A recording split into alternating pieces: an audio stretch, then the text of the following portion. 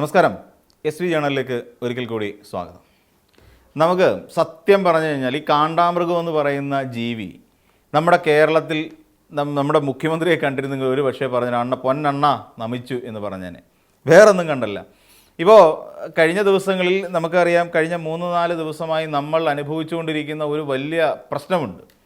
നമ്മുടെ കേരളം ഏത് അവസ്ഥയിൽ പോകും, നമ്മുടെ കേരളത്തിലെ ഒരുപറ്റം ആളുകൾ എങ്ങനെയായിരിക്കും അവരുടെ മുന്നോട്ടുള്ള ജീവിതം എന്നൊക്കെ അറിയാതെ വല്ലാതെ ആശങ്കയിൽ ഉഴന്നുകൊണ്ടിരിക്കുന്ന ഒരു സമയമാണ്. ഈ സമയത്ത് കാണിക്കാൻ പറ്റുന്നിടത്തോളം അഹമ്മദികളൊക്കെ കാണിച്ച് തിരിച്ചു വന്ന് മാധ്യമപ്രവർത്തകരുടെ മുന്നിൽ ഇരുന്നു കൊണ്ട് മാധ്യമപ്രവർത്തകരെ വെല്ലുവിളിക്കുന്ന ഒരാളായി നമ്മുടെ മുഖ്യമന്ത്രി മാറി എന്ന് പറയേണ്ടി വരും. ഇപ്പോൾ ഒന്ന് ആലോചിച്ച് നോക്കിക്കോളൂ. അദ്ദേഹം വന്നിരുന്നുകൊണ്ട് പറയുകയാണ്, പിണറായി വിജയൻ ആ ഹെലികോപ്റ്റർ വാങ്ങുന്ന സമയത്ത് ഞാൻ അങ്ങനൊന്നും പറഞ്ഞിട്ടില്ല, ഞാൻ എതിർപ്പൊന്നും പറഞ്ഞിട്ടില്ല. ഇവിടെ മാധ്യമങ്ങളിലടക്കം പല മാധ്യമങ്ങളിലും പോയിരുന്നുകൊണ്ട് ഒരു ഉളുപ്പും ഇല്ലാതെ അന്ന് ബൈറ്റ് കൊടുത്തിട്ടുണ്ടെന്നേ. ഇവിടെ സർക്കാർ സാമ്പത്തിക പ്രതിസന്ധി കടൽക്കുമ്പോൾ പിണറായി വിജയൻ ഹെലികോപ്റ്റർ മേടിച്ച് ധൂർത്ത് നടത്തുന്നു എന്നാണ് വി.ഡി. സതീശൻ എന്ന് പറയുന്ന പണ്ടത്തെ പ്രതിപക്ഷ നേതാവ് പറഞ്ഞത്. ഇവിടെ നോക്കിക്കോളൂ, നമ്മുടെ സംസ്ഥാനത്ത് ജനങ്ങൾ വലിയ കഷ്ടപ്പാടിലാണ്, ദുരിതത്തിലാണ്. ആൾക്കാരെല്ലാം വെള്ളം കാരണം അവരുടെ ജീവനോപാധി വരെ നഷ്ടപ്പെട്ട് വലിയ പാടുപെട്ടുകൊണ്ടിരിക്കുകയാണ്. 15 പേരാണ് മരണപ്പെട്ടത് ഈ വെള്ളത്തിലൊക്കെ പെട്ടിട്ട്, വെള്ളത്തിലും ഒക്കെ ഒഴുകിപ്പോയും മണ്ണിടിഞ്ഞ് വീണും ഒക്കെ മരണപ്പെട്ടത് 15 പേരാണ്. 7 പേര് ഇനി എവിടെയാണ് എന്താണെന്ന് പോലും അറിയാൻ വയ്യാതെ ഉറ്റവരും ഉടയവരും ഒക്കെ അവിടെ നിന്ന് കണ്ണീരൊഴുക്കിക്കൊണ്ടിരിക്കുക. അപ്പോഴാണ് നമ്മുടെ മുഖ്യമന്ത്രിയുടെ വളരെ ഫേമസ് ആയ ഇത് വരുന്നത്, ഹെലികോപ്റ്റർ യാത്ര. അതിനെക്കുറിച്ച് മാധ്യമങ്ങൾ സ്വാഭാവികമായിട്ട് ചോദിക്കും, എവിടേക്കാണ് ഹെലികോപ്റ്ററിൽ അങ്ങ് പറന്നത്? അപ്പോൾ അതിന് അദ്ദേഹം പറയുന്ന വളരെ രസകരമായൊരു മറുപടി, എനിക്കവിടെ കുറച്ച് ഇൻവെസ്റ്റേഴ്സിനെ കാണണമായിരുന്നു. ചില ഇൻവെസ്റ്റേഴ്സ്, അതായത് നമ്മുടെ രാജ്യത്ത്, നമ്മുടെ സംസ്ഥാനത്തേക്ക് വലിയ നിക്ഷേപം നടത്താൻ വേണ്ടി കാത്തു കെട്ടിക്കിടക്കുന്ന ചില കമ്പനികളുണ്ടത്രേ. ആ കമ്പനികൾ അങ്ങ് വിജയിയെ കണ്ടിട്ട് കേരളത്തിലേക്ക് വന്നതാണ്. അത് കഴിഞ്ഞ ഉടൻ തന്നെ അവർ ഡൽഹിക്ക് പറക്കും. അപ്പം വൈകുന്നേരമാണ് മീറ്റിംഗ് പറഞ്ഞിരുന്നത്. അപ്പം വൈകുന്നേരം മീറ്റിംഗ് പറഞ്ഞതുകൊണ്ട് പിന്നീട് അവർക്ക് ഡൽഹിക്ക് പോകാൻ വേണ്ടി അത്യാവശ്യം വന്നപ്പോൾ എന്നെ വിളിച്ച് പറഞ്ഞു എത്രയും പെട്ടെന്ന് എത്തിയാൽ നന്നായിരിക്കും എന്നുള്ളത്. അപ്പോൾ അതുകൊണ്ട് അവരെ മീറ്റ് ചെയ്യണം. അവരെ മീറ്റ് ചെയ്യാൻ വേണ്ടി എനിക്ക് അവിടെ പോയേ പറ്റൂ. അതിന് ഹെലികോപ്റ്റർ എടുത്ത് അങ്ങ് പോകാമല്ല, വേറെ എന്ത് മാർഗം? വന്ദേ ഭാരതത്തിന് വരെ ടിക്കറ്റ് ബുക്ക് ചെയ്തിരുന്നു, അത് അതിലൊന്നും പോയാൽ നടക്കില്ല. അതുകൊണ്ട് ഞാൻ ഇവിടുന്ന് ഹെലികോപ്റ്റർ പിടിച്ചു പോയി. പക്ഷേ ഈ പറഞ്ഞ വി.ഡി. സതീശൻ എന്ന് പറയുന്ന നമ്മുടെ മുഖ്യമന്ത്രി ആലുവയിലുള്ള ആശുപത്രിയിലെത്തി അദ്ദേഹത്തിൻ്റെ അമ്മായിയച്ഛനെ കണ്ടു, രേഖകളിലുണ്ട്. അവിടെ അദ്ദേഹം സംസാരിച്ചത് 20 മിനിറ്റാണ്. അതായത് അമ്മായിയച്ഛനുമായി കൂടിക്കാഴ്ച നടത്തിയത് 20 മിനിറ്റാണ്. നമ്മുടെ കേരളത്തിൻ്റെ നികുതി പണം ഉപയോഗിച്ച് ഓടിക്കൊണ്ടിരിക്കുന്ന ഹെലികോപ്റ്ററിൽ അമ്മായിയച്ഛനെ കാണാൻ വേണ്ടി ആശുപത്രിയിൽ പോയത് നമ്മുടെ മുഖ്യമന്ത്രി. എന്നിട്ട് പറയുകയാണ്, എൻ്റെ ഈ യാത്രയ്ക്ക് ഖജനാവിൽ നിന്ന് 1 രൂപ എടുത്തിട്ടില്ല എന്ന്. എടുത്തല്ലോ. നമ്മുടെ സാധാരണക്കാരൻ കൊടുത്ത നികുതി പണത്തിൽ നിന്നല്ലേ ഈ പറയുന്ന 85 ലക്ഷം എന്തോ ഒരു മാസം ഈ ഹെലികോപ്റ്ററിന് വാടക അടയ്ക്കുന്നത്. അപ്പോൾ പിന്നെ അത് ഖജനാവിൽ നിന്നല്ലാതെ പിന്നെ വേറെ എവിടുന്നെങ്കിലും ആണോ സർ? വേറെ എവിടുന്നെങ്കിലും ആണോ? അപ്പോൾ ഖജനാവിൽ നിന്ന് തന്നെയാണ് ഈ പണം പോയിരിക്കുന്നത്. 25 തവണ ഫ്ലൈ ചെയ്യുക, എന്നാൽ പറന്നോളൂ, ഇനി ആവശ്യത്തിന് പറക്കാമല്ലോ. അതവിടെ നിൽക്കട്ടെ. അമ്മായിച്ചന് വയ്യ കിടക്കുന്ന അമ്മായിച്ചനെ പോയി കണ്ട് ആശ്വാസവചനം നൽകുന്നത് തെറ്റൊന്നുമല്ല. അത് സ്വന്തം വണ്ടിയെ പോയാൽ പോരായിരുന്നോ? അല്ലെങ്കിൽ ഇവിടെ കാറുണ്ടല്ലോ, വെറും 2000 രൂപ എടുത്തു കഴിഞ്ഞാൽ 2500 രൂപ ഡീസൽ അടിച്ചു കഴിഞ്ഞാൽ ആ കാർ ഓടിയങ്ങ് ചെല്ലുമല്ലോ. അപ്പോൾ അങ്ങനെ വേണേൽ ചെയ്യാമായിരുന്നു. പക്ഷെ അതുണ്ടായില്ല എന്നുള്ളതാണ്. ഇനിയും ഈ ഇൻവെസ്റ്റേഴ്സിനെ കാണാൻ വേണ്ടിയിട്ടാണ് പോയെന്ന് പറയുന്നു.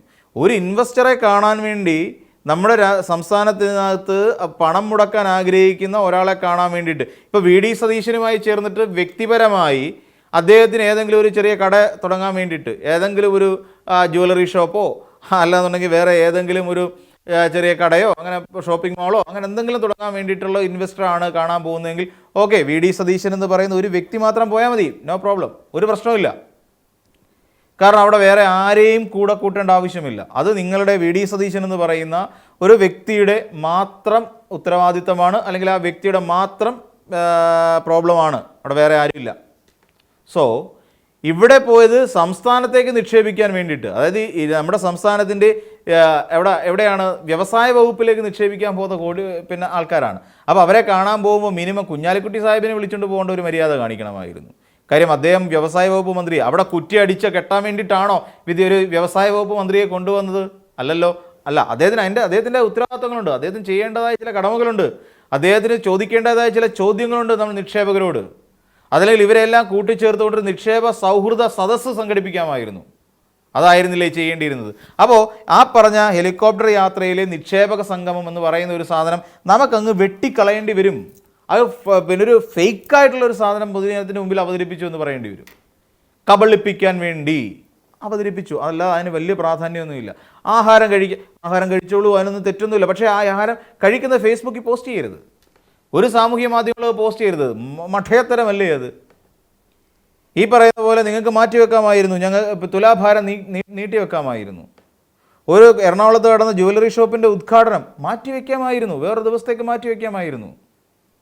ഇല്ലാന്നുണ്ടെങ്കിൽ നിങ്ങളുടേതാണെങ്കിൽ, അല്ലെങ്കിൽ മുഖ്യമന്ത്രിയുടേതാണെങ്കിൽ, മുഖ്യമന്ത്രിക്ക് ബിനാമി ഇടപാടുള്ളതാണെങ്കിൽ, മുഖ്യമന്ത്രിക്ക് അതിനകത്ത് ഷെയർ ഹോൾഡർ ആണെങ്കിൽ, ഇനി അതല്ല മുഖ്യമന്ത്രിയുടെ തന്നെയാണെങ്കിൽ തീർച്ചയായും അങ്ങേക്ക് ഈ അടുത്ത സമയത്തിന് തന്നെ അത് ഉദ്ഘാടനം ചെയ്തേ പറ്റൂ എന്ന് പറയുന്നൊരു തോന്നലുണ്ടാവും. നമ്മുടെ കേരളത്തിൽ ഇതൊക്കെ ഉദ്ഘാടനം ചെയ്യാൻ വേണ്ടി എത്രയോ സിനിമാ താരങ്ങളുണ്ടെന്നേ. റാണി റോസിനെ പോലുള്ള, അന്നാരാജനെ പോലെയുള്ള, അല്ലെങ്കിൽ ഇപ്പോൾ ആ കൂട്ടത്തിലുണ്ടായിരുന്ന ധ്യാൻ ശ്രീനിവാസനെ പോലെയുള്ള, അല്ലെങ്കിൽ അജു വർഗീസ്, അനുശ്രീ, അങ്ങനെ തുടങ്ങി നിരവധി താരങ്ങൾ ഉദ്ഘാടനം ചെയ്യാൻ തയ്യാറായി നിൽക്കുന്ന ഒരുപാട് ആർട്ടിസ്റ്റുകളുണ്ട്. പണം കൊടുത്തു കഴിഞ്ഞാൽ അവർ വരും, ഉദ്ഘാടനം ചെയ്യും. അത് ആരും അറിയാനും പോകുന്നില്ല, വിവാദമാകാനും പോകുന്നില്ല. അപ്പോൾ ഒരുപക്ഷെ ആ ജ്വല്ലറി ഷോപ്പിൻ്റെ ഉദ്ഘാടനം വിവാദമാകണമെന്ന് മനഃപൂർവ്വം ഉദ്ദേശിച്ചാൽ, അതൊരു പബ്ലിസിറ്റി നെഗറ്റീവ് ആണെങ്കിൽ പോസിറ്റീവ് ആണെങ്കിലും പബ്ലിസിറ്റി തന്നെ, അതിനൊരു മാറ്റം വരുന്നില്ല. അപ്പോൾ അങ്ങനെ ഫ്രീ ആയിട്ടൊരു പരസ്യമായിരുന്നു അങ്ങയുടെ ലക്ഷ്യമെങ്കിൽ ഇതാ അങ്ങേക്ക് ഇതൊക്കെ ചെയ്യാമായിരുന്നു. കാരണം അത് അങ്ങയുടേതാണെങ്കിൽ, അങ്ങയുടെ ബിനാമിയുടേതാണെങ്കിൽ, അങ്ങേക്ക് ഷെയർ ഉണ്ടെങ്കിൽ, അല്ലെങ്കിൽ അങ്ങ് പുതിയതായി വാങ്ങിച്ചതാണെങ്കിൽ, എന്താണെങ്കിൽ തന്നെയും ഓക്കെ, അതിനകത്തൊരു ഫ്രീ ഓഫ് കോസ്റ്റിൽ പരസ്യം ചെയ്യാൻ പറ്റുന്ന ഏറ്റവും മികച്ചൊരു പരിപാടി അത് തന്നെയായിരുന്നു. അപ്പോൾ ഇതെല്ലാം കണ്ടും കേട്ടുമാണ് നമ്മൾ മലയാളികൾ ഈ കഴിഞ്ഞ 2-3 ദിവസമായിട്ട് ഇങ്ങനെ മുന്നോട്ട് പോയിക്കൊണ്ടിരിക്കുന്നത്. ഒരു മുഖ്യമന്ത്രി എങ്ങനെ ആകരുത് എന്നുള്ളതിൻ്റെ കൃത്യമായ മകുടോദാഹരണമായി തന്നെയാണ് വി ഡി സതീശൻ എന്ന് പറയുന്ന ഒരു നേതാവ് നമ്മുടെ മുന്നിൽ നിൽക്കുന്നത്. എന്നിട്ട് ചോദ്യം ചോദിക്കുന്ന മാധ്യമപ്രവർത്തകർ, കൈരളിയും ദേശാഭിമാനിയും അടക്കമുള്ള മാധ്യമപ്രവർത്തകരോട് പരമപുച്ഛം. ചോദിച്ചത് തന്നെ ചോദിച്ചുകൊണ്ടിരിക്കരുത്, ചോദിച്ചത് തന്നെ ചോദിച്ചുകൊണ്ടിരിക്കും സാർ. കാരണം ഉത്തരം കിട്ടുന്നവരെ ചോദിക്കേണ്ടി വരും ചിലപ്പോൾ ചില ചോദ്യങ്ങൾ. ഇപ്പോഴും അങ്ങനെയാണെങ്കിൽ കേരളത്തിലേക്ക് വന്ന് ഇൻവെസ്റ്റർ ആണെങ്കിൽ എന്തായിരുന്നു സാർ ആ ഇൻവെസ്റ്റേഴ്സിൻ്റെ ആ ഗ്രൂപ്പിൻ്റെ പേര് പറഞ്ഞോ? അല്ലെങ്കിൽ ആ വന്നത് ഏതെങ്കിലും ഒരു കമ്പനിയെ പ്രതിനിധീകരിച്ചുകൊണ്ടുള്ള വ്യക്തികളായിരുന്നോ? അവർ ഏത് തരത്തിലുള്ള കമ്പനിയാണ് നമ്മുടെ കേരളത്തിൽ ആരംഭിക്കാൻ പോകുന്നത്, അല്ലെങ്കിൽ ഏത് തരത്തിലുള്ള സ്റ്റാർട്ടപ്പാണ് നമ്മുടെ കേരളത്തിൽ ആരംഭിക്കാൻ പോകുന്നത്? എന്തെങ്കിലും ഒരു പിന്നെ നമ്മുടെ സാമാന്യ ബുദ്ധിയെ സാറ്റിസ്ഫൈ ചെയ്യുന്ന, തൃപ്തിപ്പെടുത്തുന്ന എന്തെങ്കിലും ഒരു മറുപടി വി ഡി സതീശൻ എന്ന് പറയുന്ന മുഖ്യമന്ത്രിയിൽ നിന്നുണ്ടാകുന്നില്ല എന്നുള്ളത് പരമകഷ്ടമാണ്, പരമകഷ്ടം. കള്ളം കൊണ്ട് എത്ര പണിഞ്ഞു കെട്ടിയാലും ശരി, എത്ര പടുത്തുയർത്തിയാലും ശരി, ആ കോട്ട കൊത്തളങ്ങൾ ഒരു നാൾ അടിഞ്ഞു വീഴിരിക്കും. അതെന്തേ അങ്ങ് മനസ്സിലാക്കുന്നില്ല? PM ശ്രീ പദ്ധതിയിൽ ജനങ്ങളെ കബളിപ്പിച്ചതുപോലെ, വഖഫ് ബോർഡ് വിഷയത്തിൽ ജനങ്ങളെ കബളിപ്പിച്ചതുപോലെ, അങ്ങനെ പല സംഭവങ്ങൾ എടുത്തെടുത്ത് പറയാൻ ഈ റീസെൻ്റ് ആയതുകൊണ്ടാണ് വഖഫ് ബോർഡും PM ശ്രീ പദ്ധതിയും മാത്രം പറഞ്ഞു നിൽക്കുന്നത്. അപ്പം ഇങ്ങനെയുള്ള കള്ളത്തരങ്ങൾ കൊണ്ട് എത്ര കാലം ഒരു മുഖ്യമന്ത്രി എന്നുള്ള പദത്തിൽ ഇരിക്കാൻ പറ്റും? ഈ വി ഡി സതീശൻ പലപ്പോഴും മറന്നു പോകുന്നൊരു കാര്യമുണ്ട്. അദ്ദേഹം സംസ്ഥാനത്തിൻ്റെ മുഖ്യമന്ത്രിയാണ്, നോട്ട് ഒപ്പോസിഷൻ ലീഡർ, ഒരു പ്രതിപക്ഷ നേതാവല്ല. UDF എന്ന് പറയുന്ന ഒരു സംഘടനാ സംവിധാനത്തിൻ്റെ, ഒരു മുന്നണി സംവിധാനത്തിൻ്റെ ചെയർമാൻ എന്നുള്ള സ്ഥാനം മാത്രമല്ല വി ഡി സതീശൻ എന്ന് പറയുന്ന ഒരു വ്യക്തിക്കുള്ളത്. കേരളത്തിൻ്റെ ഏറ്റവും പരമോന്നതമായ എക്സിക്യൂട്ടീവ് പോസ്റ്റിലിരിക്കുന്ന ഒരു വ്യക്തിയാണ് വി ഡി സതീശൻ. അപ്പോൾ അദ്ദേഹം പറയുന്നതിനകത്തും അല്ലെങ്കിൽ അദ്ദേഹം ചെയ്യുന്നതിനകത്തും ഒക്കെ ചില ഉത്തരവാദിത്തങ്ങളുണ്ട്. സാധാരണ ജനങ്ങളോട് കബളിപ്പിക്കുന്ന തരത്തിൽ സംസാരിക്കാൻ അങ്ങേക്ക് പാടില്ല, അല്ലെങ്കിൽ അങ്ങനെ ചെയ്യാൻ പാടില്ല. അത് സത്യമാണ് അല്ലെങ്കിൽ അത് കള്ളമാണ് എന്ന് പൊതുജനം തിരിച്ചറിയുന്ന സമയം പിന്നീട് അങ്ങൊരു സത്യം പറഞ്ഞാൽ പോലും ജനം മനസ്സിലാക്കാതെ പോവും. അതിനകത്ത് വേറെ ഇത് അങ്ങ് പറയുന്ന മുഴുവൻ കള്ളമാണ് എന്നൊരു ധ്വനി സാധാരണക്കാരുടെ ഇടയിലേക്ക് വന്നു കഴിഞ്ഞാൽ വി ഡി സതീശൻ എന്ന് പറയുന്നൊരു മുഖ്യമന്ത്രിക്ക് പിടിച്ചു നിൽക്കാൻ കഴിയാത്തത്രയും അവസ്ഥയിലേക്ക് പോവും. അതാണ് നമ്മുടെ കേരളത്തിൽ ഇപ്പോൾ ഉണ്ടായിക്കൊണ്ടിരിക്കുന്നത്. ഇതുവരെയായി പിന്നെ അങ്ങ് പറഞ്ഞിട്ടില്ല ആരാണ് ആ ഇൻവെസ്റ്റ്മെൻറ്റ് വേണ്ടി നമ്മുടെ കേരളത്തിലേക്ക് എത്തിയ ആ ഗ്രൂപ്പ് ആരാണ്, ആരൊക്കെയാണ് അതിൻ്റെ പ്രതിനിധികൾ വ്യക്തമാക്കിയിട്ടില്ല. എവിടെ വെച്ചാണ് കൂടിക്കാഴ്ച വ്യക്തമാക്കിയിട്ടില്ല. ഏത് കമ്പനിയുടേതാണ്, ഏത് തരം കമ്പനിയുടേതാണ്, IT ആണോ മറ്റേതെങ്കിലും ആണോ, അതൊന്നും വ്യക്തമാക്കിയിട്ടില്ല.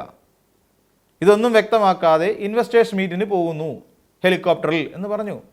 അങ്ങിപ്പോഴും ഉത്തരം തരാത്തൊരു ചോദ്യമുണ്ട്. അങ്ങനെ നിരന്തരം ചോദ്യം ചോദിക്കുന്നവരെ അധിക്ഷേപിക്കരുത്. നിങ്ങൾ പിന്നെ ദേശാഭിമാനിയുടെയും കൈരളി TVയുടെയും ഇവരെന്തുകൊണ്ട് നിരന്തരം ചോദ്യം ചോദിക്കുന്നു എന്ന് പറഞ്ഞുകൊണ്ട് അവരെ അധിക്ഷേപിക്കുക അല്ല വേണ്ടത്. കാര്യം ചോദ്യം ചോദിച്ചുകൊണ്ടേയിരിക്കും. നിങ്ങൾ ഈ പത്രസമ്മേളനം അലങ്കോലപ്പെടുത്താനാണോ വന്നത് എന്നല്ലേ അങ്ങ് ചോദിക്കുന്നത്? അല്ല, കാര്യങ്ങൾ അറിയാൻ. ഇതുവരെയായി മംഗലാപുര യാത്രയിൽ അങ്ങ് നടത്തിയ യാത്രയെക്കുറിച്ച് ചോദിച്ച ഒരു ചോദ്യത്തിനും വ്യക്തമായ ഒരു ഉത്തരം നൽകാൻ ഇന്ന് വരെ അങ്ങേക്ക് വി.ഡി. സതീശൻ എന്ന് പറയുന്ന മുഖ്യമന്ത്രിക്ക് ആയിട്ടില്ല. ആരുമായിട്ടാണ് കൂടിക്കാഴ്ച നടത്തിയത്? ആരെയാണ് കണ്ടത്? എന്തിനാണ് പോയത്? ഇപ്പോഴും ആര്യാടൻ മുഹമ്മദിൻ്റെ ജനിക്കാതെ പോയ ഏതോ ഒരു ബന്ധുവിനെ കാണാൻ പോയി എന്ന് മാധ്യമങ്ങളുടെ മുമ്പിൽ ഒരു ഉളുപ്പുമില്ലാതെയാണ് അങ്ങ് വി.ഡി. സതീശൻ എന്ന് പറയുന്ന മുഖ്യമന്ത്രി പറഞ്ഞത്. പക്ഷേ ഇപ്പോഴും അതിനുള്ള മറുപടി പൊതുജനത്തിന് കിട്ടിയിട്ടില്ല. എന്തിനാണ് പോയത്? ഒരിക്കൽ പറഞ്ഞു അവിടെ മൂകാംബിക ദർശനത്തിന് പോയതാണെന്ന് പറഞ്ഞു. പിന്നീട് പറയുന്നത് ഇങ്ങനെയാണ്: തെളിവുകൾ സംസാരിച്ചു കൊണ്ടിരിക്കുന്ന സാഹചര്യത്തിൽ പോലും ആ കൂട്ടത്തിലൊന്നും ആര്യാടൻ മുഹമ്മദിൻ്റെ ബന്ധുക്കളെ ആരെയും കണ്ടില്ല. അങ്ങനെ ആരെങ്കിലും ആ കൂട്ടത്തിൽ ഉണ്ടായിരുന്നെങ്കിൽ ആര്യാടൻ ഷൗക്കത്ത് വിളിച്ച് പറയട്ടെന്നേ, ഇന്ന ആള് ഞങ്ങളുടെ ബന്ധുവാണ് എന്ന് ആര്യാടൻ ഷൗക്കത്ത് തൻ്റെ ഇടത്തോടു കൂടി മുഖ്യമന്ത്രിയെ പിന്തുണയ്ക്കാൻ വേണ്ടി തന്നെ രംഗത്ത് വന്ന് പറയട്ടെ. അങ്ങനെ പറയില്ല. അപ്പോഴും ആ ചോദ്യത്തിൻ്റെ ഉത്തരം പോലും ഇതുവരെ കിട്ടിയിട്ടില്ല. അപ്പോഴാണ് പുതിയ ഇൻവെസ്റ്ററുടെ കഥയുമായി വി.ഡി. സതീശൻ ഈ പ്രളയകാലത്ത് ബാക്കിയുള്ളവരെ ചിരിപ്പിക്കാൻ വേണ്ടി ഇറങ്ങിയത് എന്ന് പറഞ്ഞാൽ നമുക്ക് സംശയിക്കാൻ കഴിയില്ല. നമ്മൾ ചിരിച്ചുകൊണ്ടേയിരിക്കണം. അപ്പോൾ മറ്റൊരു വീഡിയോയുമായി നമുക്ക് വീണ്ടും കാണാം.